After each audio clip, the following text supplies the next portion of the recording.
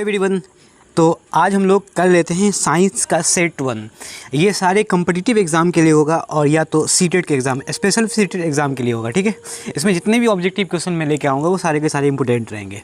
मतलब है कि जो मैं क्वेश्चन को मैं अरेंज किया हूँ वो सारे के सारे प्रीवियस ईयर के क्वेश्चन हैं, वो सारे सॉल्व आउट क्वेश्चन हैं। तो आप लोग सारे क्वेश्चन को ध्यान से देखेंगे और देखो पहला क्वेश्चन क्या लिखा हुआ है। किसी पदार्थ का प्रतिरोध निर्भर करता है, किस पर निर्भर करता है?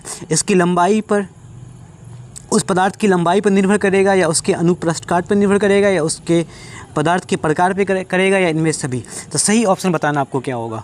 तो किसी पदार्थ का जो प्रतिरोध निर्भर करता है वो तार की लंबाई पर भी करेगा, उसके बाद अनुप्रस्थ काट क्षेत्रफल भी करेगा, और साथ साथ पदार्थ की प्रकृति पे भी करेगा कि पदार्थ की प्रकृति कैसा है। चाहे वो पदार्थ चाहे वो मतलब बहुत ज़्यादा सुचालक हो या कुचालक है, उस पर निर्भर करेगा। अगर पदार्थ विद्युत का कुचालक है तो इसका मतलब है कि उसका प्रतिरोध सबसे ज़्यादा होता है, अगर सुचालक है तो उसका प्रतिरोध सबसे कम होता है। ठीक है, तो पदार्थ की प्रकृति पर भी निर्भर करेगा। तो ऑप्शन नंबर क्या होगा? इसका डी सही हो जाएगा। ऑप्शन नंबर डी सही है। क्वेश्चन नंबर दूसरा में देखते हैं क्या लिखा हुआ। घरेलू फ्यूज़ का तार होता है। तो आपको बताना है कि घरेलू फ्यूज़ का तार कैसा होगा। याद रखिएगा, घरेलू फ्यूज़ इसलिए बनाया जाता है ताकि परिपथ के अंदर में अगर कोई भी शॉर्ट सर्किट होता है या मतलब कह सकते लघु पतन हुआ या अतिभारण ओवरलोडिंग हुआ, शॉर्ट सर्किट, इन दोनों की वजह से धारा का मान अचानक बढ़ जाता है। तो धारा के मान अचानक बढ़ने से शॉर्ट सर्किट मतलब उस परिपथ में लगे हुए जितने भी उपकरण हो वो ख़राब हो सकते हैं।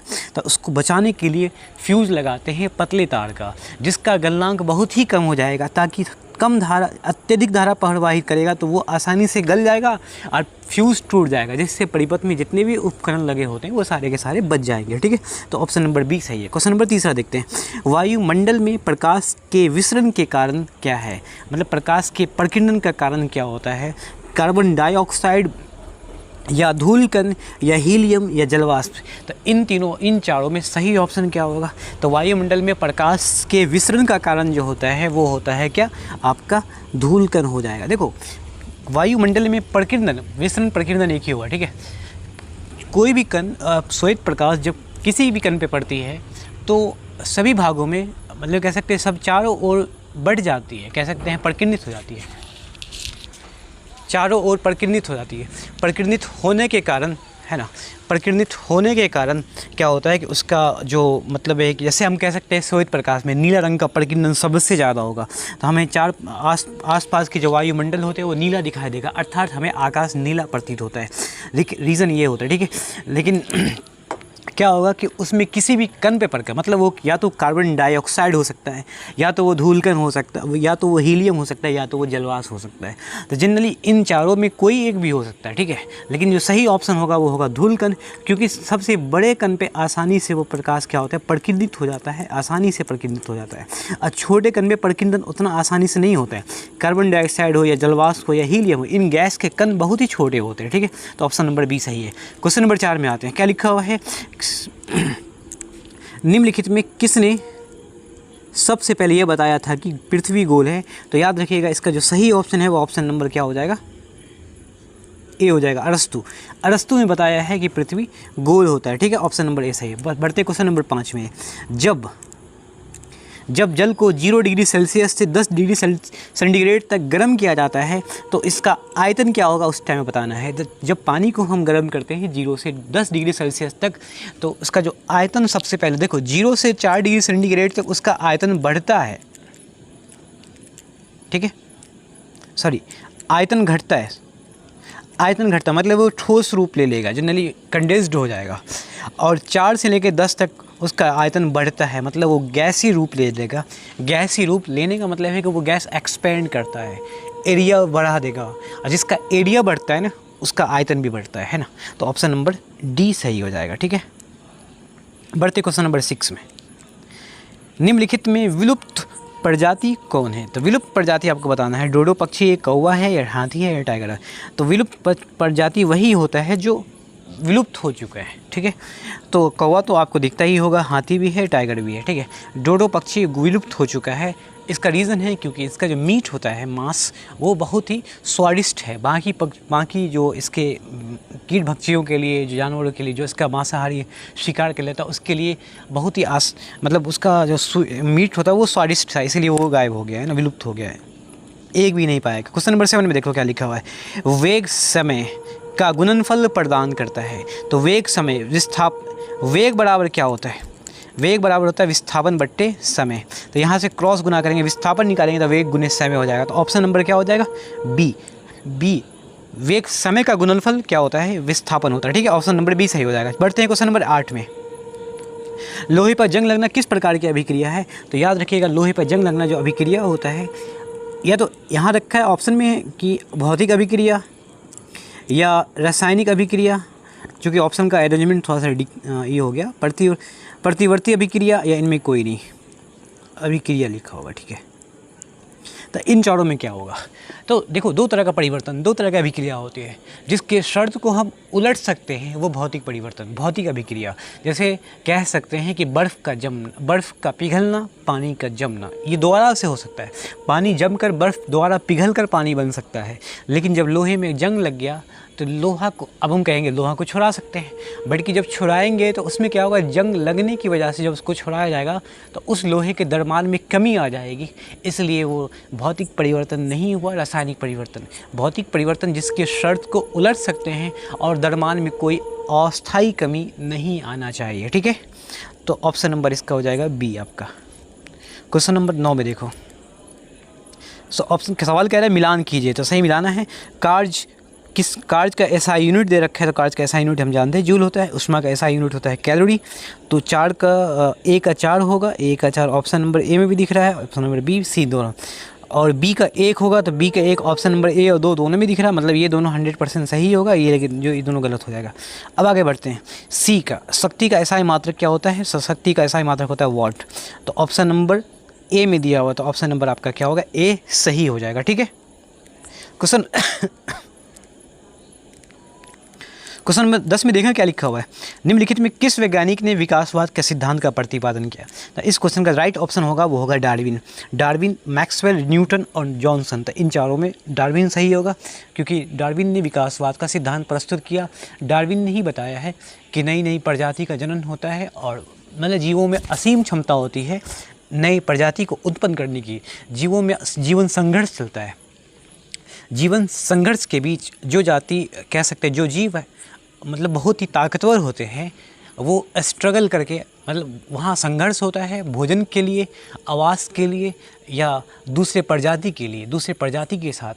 तो इसमें जो मतलब मजबूत पक्ष जाति होते हैं वो जीवित रह जाते हैं, जो कमज़ोर होते हैं, वो दुर्बल होते हैं, वो विलुप्त हो जाते हैं, ठीक है। तो ये डार्विन का बताया। अगर जो जीव मतलब इस वातावरण में रह पाया, जिसको प्राकृतिक चुन पाया, तो वो अगली पीढ़ी में वेरिएशन लाएगा, विभिन्नताएं लाएगी, तो विभिन्नता के कारण नए जीवों का निर्माण होता है। तो विकासवाद का सिद्धांत को प्रस्तुत किया है कौन, डार्विन ने। क्वेश्चन नंबर 11 देखते क्या लिखा हुआ, चींटी के डंक में कौन सा अम्ल पाया जाता है, ठीक है। तो लिखा हुआ चींटी के डंक में कौन सा अम्ल पाया जाएगा, तो याद रखिएगा वो होता है क्या, मिथेनोइक अम्ल, या हम कह सकते हैं फॉर्मिक अम्ल। मिथेनोइक अम्ल या फॉर्मिक अम्ल दोनों कह सकते हैं, ठीक है। तो ऑप्शन नंबर क्या हो जाएगा, सी सही हो जाएगा, ठीक है। बढ़ते हैं क्वेश्चन नंबर 11 में। क्वेश्चन नंबर 11 क्या लिखा हुआ है, पृथ्वी के केंद्र पर गुरुत्वाकर्षण के कारण त्वरण का मान क्या होगा। तो पृथ्वी के केंद्र पर गुरुत्वाकर्षण के कारण जो त्वरण का मान होता है वो होता है क्या, 0 होता है। केंद्र पर गुरुत्वाकर्षण का मान 0 होता है। वस्तु का जो किसी वस्तु का जो गुरुत्वीय त्वरण का मान होता है वो होता है 9.8। उसके सतह पर जैसे जैसे नीचे जाएंगे वैसे वैसे गुरुत्वाकर्षण बल मतलब घट जाएगा, गुरुत्वीय त्वरण का मान कम हो जाएगा, ठीक है। तो 12 का हो जाएगा ए। बढ़ते 13 में, तो पदार्थ के परमाणु सिद्धांत किस वैज्ञानिक ने दिया। तो पदार्थ का परमाणु सिद्धांत ने दिया है वो है मैक्सवेल होगा, या पास्कल होगा, या जॉन डाल्टन होगा, या न्यूटन। तो पदार्थ का परमाणु सिद्धांत दिया है वो है जॉन डाल्टन। जॉन डाल्टन ने ये बताया कि परमाणु अविभाज्य होता है, इसको विभाजित नहीं कर सकते हैं, इसको विभाजित नहीं किया जा सकता है, ठीक है। परमाणु अविभाज्य होता है। बढ़ते क्वेश्चन नंबर 14 में, पीयूष ग्रंथि मानव शरीर के किस अंग में स्थित है। तो पीयूष ग्रंथि जिसका दूसरा नाम है पिट्यूटरी ग्रंथि, ठीक है, पिट्यूटरी ग्रंथि होता है। इसको मास्टर ग्लैंड भी कहते हैं, मास्टर ग्रंथि भी कहते हैं। ये ग्रंथि जिससे हार्मोन का स्राव होता है, उससे बहुत सारे शरीर में ग्रंथि होती है जिससे हार्मोन का स्राव होता है। हार्मोन का काम क्या है कि बॉडी में बहुत सारे फंक्शन को कंट्रोल करना है ना, भले वो स्लो करेगा स्लो करेगा बट कंट्रोल करता है। बहुत सारे हार्मोन्स की वजह से हमें बहुत सारे बॉडी में चेंजेस देखने को मिलते हैं। तो पीयूष ग्रंथि से निकलने वाला हार्मोन जैसे एसटीएच हो गया या ऑक्सीटोसिन हो गया या एफटीएच हो गया, स्टिमुलिंग हार्मोन हो गया, बहुत सारे हार्मोन्स होते हैं जो लंबाई में वृद्धि करेगा, कम करेगा, बालों को नहीं मतलब बालों का आना, ये सब ऑक्सीटोसिन क्या मतलब ये हुआ दूध निर्माण करना बॉडी के अंदर में।